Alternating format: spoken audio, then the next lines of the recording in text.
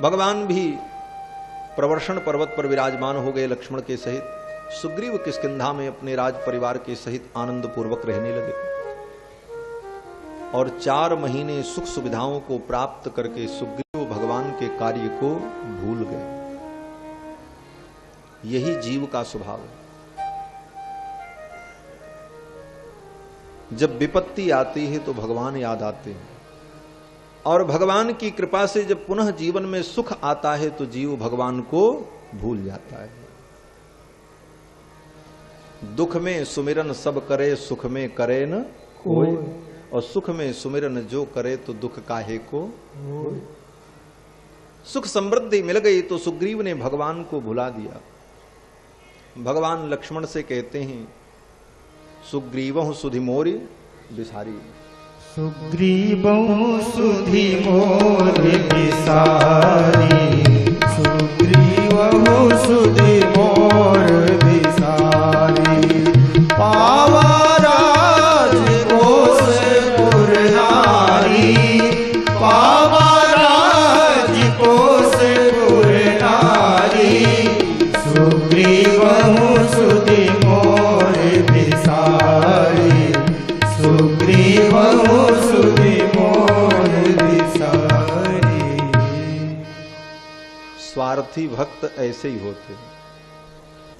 भगवान कहते हैं राज्य मिल गया, पत्नी मिल गई, महल मिल गया, संपत्ति मिल गई, और सुग्रीव ने मुझे भुला दिया। भगवान ने कहा, लक्ष्मण जाओ और जाकर के सुग्रीव से कह दो कि जिस बाण से मैंने बाली को मारा है वो बाण अभी मेरे तर्कस में समाप्त नहीं हुए, अभी हैं। और सुग्रीव कृतघ्न है। कृतघ्न व्यक्ति जो होता है ना, उसका कोई प्रायश्चित नहीं होता। भगवान श्री राम कहते हैं, लक्ष्मण वचन दे करके जो व्यक्ति अपने वचन की पूर्ति नहीं करता, ऐसे व्यक्ति के मर जाने पर उसका मांस जो है गिद्ध और कौवा भी नहीं खाते। क्यों? बोले वो सूंघ करके जान जाते हैं कि ये व्यक्ति वचन देकर की उसकी पूर्ति नहीं किया है। ये राम जी कह रहे हैं वाल्मीकि रामायण। और वाल्मीकि रामायण आदि काव्य है, वेदावतार है, इसके एक एक शब्द परम प्रमाण है। राम जी कहते हैं कि तान मृतान अपि कव्यादाह कृतघ्नान नोपभुंजते। जो कृतघ्न होता है उसके मर जाने पर उसके मांस को मांस भक्षी जीव भी नहीं खाते। कृतघ्न ऐसा निंदनीय होता है। और आगे तो लक्ष्मण जी ने कहा है, गोघ्ने चैव सुरापे च कृतघ्ने नास्ति निष्कृति ही। गाय की हत्या करने वाले का तो प्रायश्चित है शास्त्रों में। अगर किसी ने गाय की हत्या कर दी तो उसका प्रायश्चित क्या है? शास्त्र के हिसाब से वो प्रायश्चित कर ले तो पाप से मुक्त हो जाए। शराब पीने का प्रायश्चित शास्त्रों में है कि शराब पीने के बाद व्यक्ति को सद्बुद्धि आ जाए कि अब हम प्रायश्चित करें, अब ऐसा पाप नहीं करेंगे, तो वो भी पाप से मुक्त हो सकता है। लेकिन कृतघ्न के लिए तो कोई प्रायश्चित ही नहीं है शास्त्र। कृतघ्ने नास्ति निष्कृति ही। कृतघ्न की निष्कृति नहीं है। भगवान ने कहा सुग्रीव से कह देना कि न च संकुचित पंथा ये न बाली हतो गतः। वो रास्ता अभी बंद नहीं हुआ है जिस रास्ते से बाली गया है, उसी रास्ते से मैं सुग्रीव को भेज दूंगा।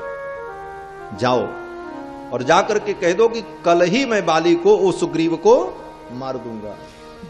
यही सायक मारा मैं बाली, यही सायक मारा मैं बाली। कहीं सरहदों मूड़ कह काली, कहीं सरहदों मूड़ कह काली।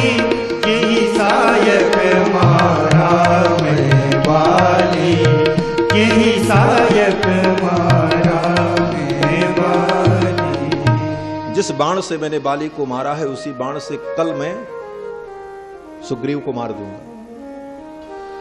लक्ष्मण जी ने कहा प्रभु, लक्ष्मण जी हंसने लगे। लक्ष्मण जी ने कहा प्रभु हमको तो हंसी आ रही है। राम जी ने कहा मुझे क्रोध आ रहा है और तुमको हंसी आ रही। लक्ष्मण जी ने कहा हाँ प्रभु, हंसी इसलिए आ रही है कि जो जिसका काम नहीं है वो काम वो व्यक्ति करेगा तो फिर हंसी का पात्र बनेगा ही। लक्ष्मण जी, राम जी ने कहा क्यों? लक्ष्मण जी ने कहा ये क्रोध करना हमारा काम है, आप हमारे ऊपर छोड़ो, आपको क्रोध करना आता ही। बोले क्यों? मुझे क्रोध करना नहीं आता। लक्ष्मण जी ने कहा क्रोध करना आप हमसे सीखो। ये कैसा क्रोध कि आज क्रोध आवे और कहे कि कल हम मारेंगे। क्रोध आया तो मारो तुरंत, काम खत्म। अरे भाई ये कैसा क्रोध कि आज क्रोध आया और व्यक्ति कल मारेगा। व्यक्ति कहता है, एक व्यक्ति ने कहा भाई हम इनसे बहुत नाराज हैं, बहुत क्रोध आ रहा है, लेकिन आज नहीं मारेंगे कल मारेंगे। बोले तो तुम्हारा क्रोध किस काम का? लक्ष्मण जी कहते हैं प्रभु क्रोध आज आ रहा है और आप मारोगे कल, आप आज्ञा करो हम अभी उसे मार देते हैं। काल करे सो आज कर, आज करे सो अब, क्या करना, अभी हम मार के आते हैं। लक्ष्मण जी चल पड़े। राम जी ने कहा अरे लक्ष्मण रुको रुको, मारना मत सुग्रीव को, मेरा सखा है सुग्रीव। देखो क्रोध में भगवान कुछ भी कहें लेकिन भक्त वत्सल है। भगवान को लगा कि कहीं लक्ष्मण क्रोध में आकर के सुग्रीव को मार ही न दें। मैं तो केवल डराने की बात कर रहा हूं, लेकिन लक्ष्मण तो मार भी सकते। इसलिए भगवान ने कहा लक्ष्मण जाओ, सुग्रीव को मारना मत, भय दिखा करके भय दिखाए ले आवो हूं, भय दिखला करके सुग्रीव को ले आना, क्योंकि सुग्रीव मेरा सखा है।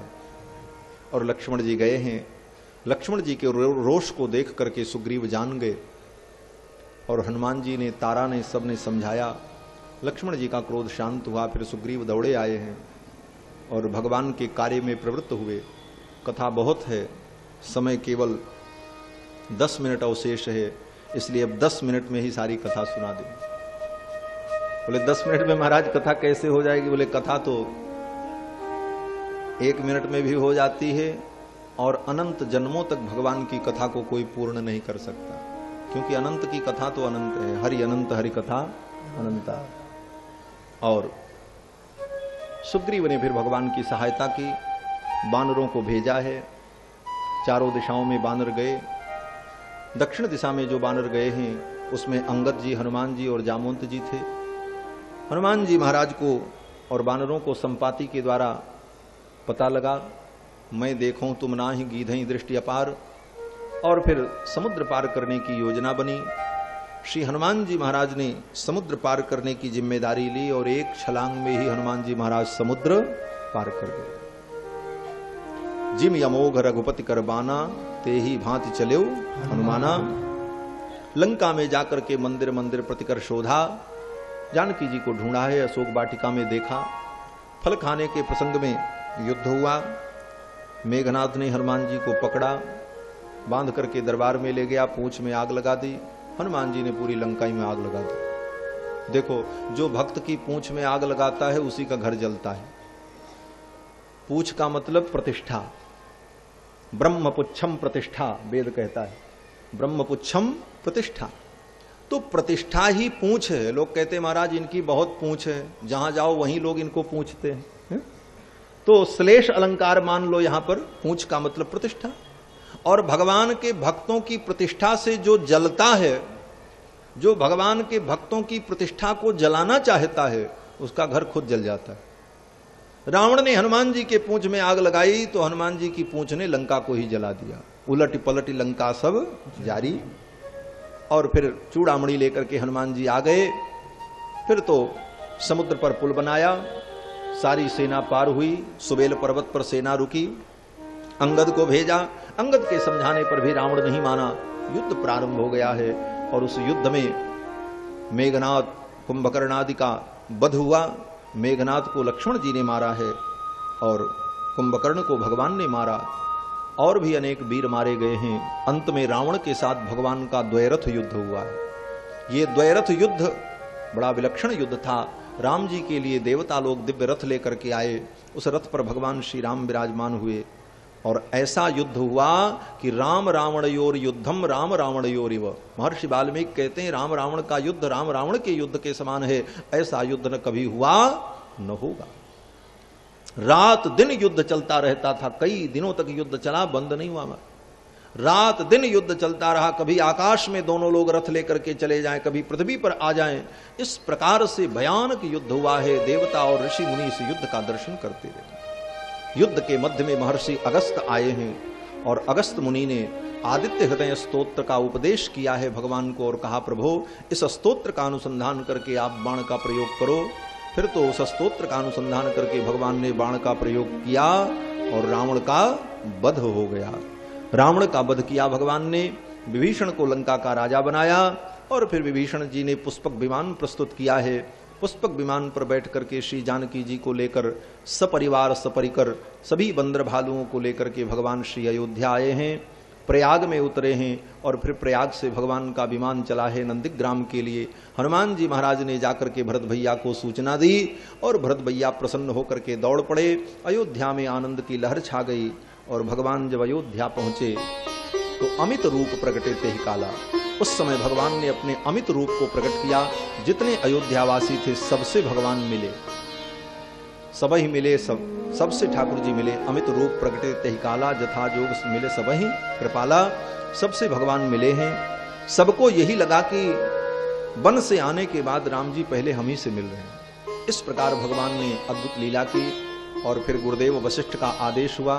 चारों भाइयों ने स्नान किया है और वशिष्ठ जी ने दिव्य सिंहासन मंगाया और सिंहासन के ऊपर श्री सीतारामचंद्र जी विराजमान हुए और गुरुदेव वशिष्ठ ने तिलक किया है।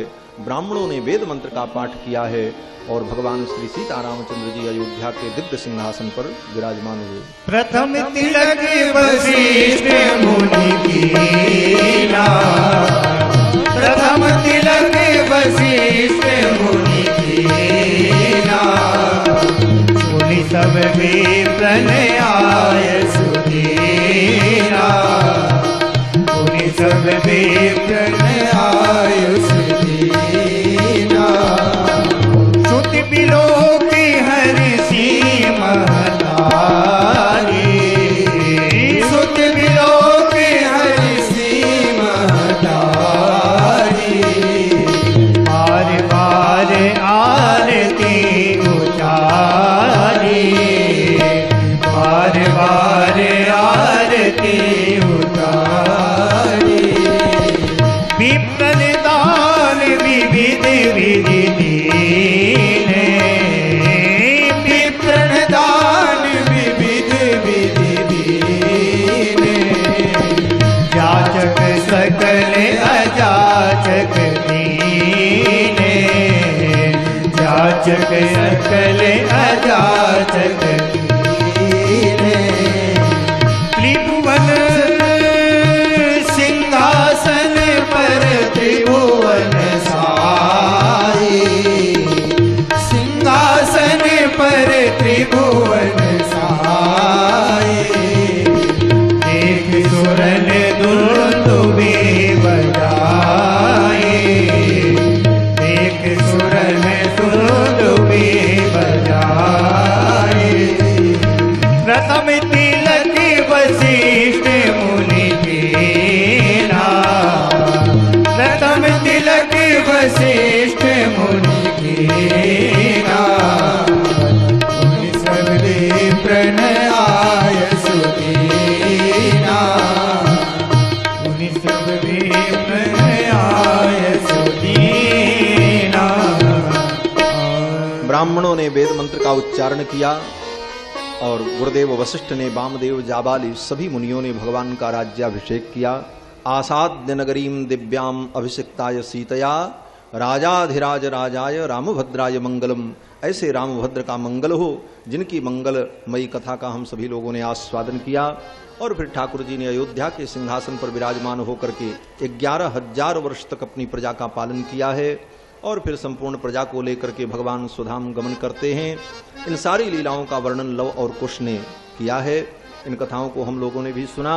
अब राम जी के राज्याभिषेक का भजन करके इस कथा को हम लोग विराम देंगे। राजा बने रघुरैया, अवध में बाजे बधैया, राजा बने रघुरैया, अवध में बाजे बधैया, राजा बने रघुरैया, अवध में बाजे बधैया, राजा बने रघुरैया, अवध में बाजे बधैया, बाजे बधैया, हाँ बाजे बधैया, बाजे बधैया।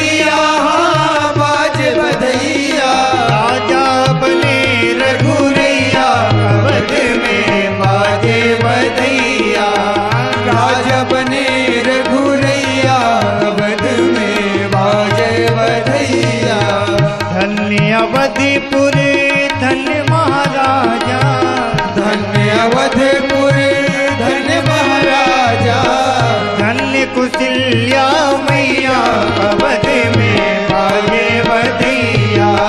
धन्य कौशल्या मैया अवध में बाजे बधैया। राजा बने रघुरैया अवध में बाजे बधैया। राजा बने रघुरैया अवध में बाजे बधैया। केहू लुटावेला अनधन सुनवा। केहू लुटावेला अनधन सुनवा। केहू लुटावेला अनधन सुनवा। केहू लुटावेला अनधन सुनवा। केहू लुटावे धेनु गैया अवध में बाजे बधैया। केहू लुटावे धेनु गैया अवध में बाजे बधैया। राजा बने रघुरैया अवध में बाजे बधैया। राजा बने रघुरैया अवध में बाजे बधैया। रानी लुटावेली अनधन सुनवा। रानी लुटावेली अनधन सुनवा। रानी लुटावेली अनधन सुनवा। रानी लुटावेली अनधन सुनवा। गुरुवर लुटावे धेनु गैया अवध में बाजे बधैया। रानी लुटावे धेनु गैया अवध में बाजे बधैया। राजा बने रघुरैया अवध में बाजे बधैया। राजा बने रघुरैया अवध में बाजे बधैया। वेद मंत्र मुनि वृंद पढ़ते हैं। वेद मंत्र मुनि वृंद पढ़ते हैं। वेद मंत्र मुनि वृंद पढ़ते हैं। वेद मंत्र मुनि वृंद पढ़ते हैं। कलियन बाजे बधैया अवध में बाजे बधैया। कलियन बाजे बधैया अवध में बाजे बधैया। राजा बने रघुरैया अवध में बाजे बधैया। राजा बने रघुरैया अवध में बाजे बधैया। बाजे बधैया बाजे बधैया। बोलो श्री अयोध्यानाथ भगवान की जय। राजाधिराज श्री सीतारामचंद्र भगवान की जय। जय जय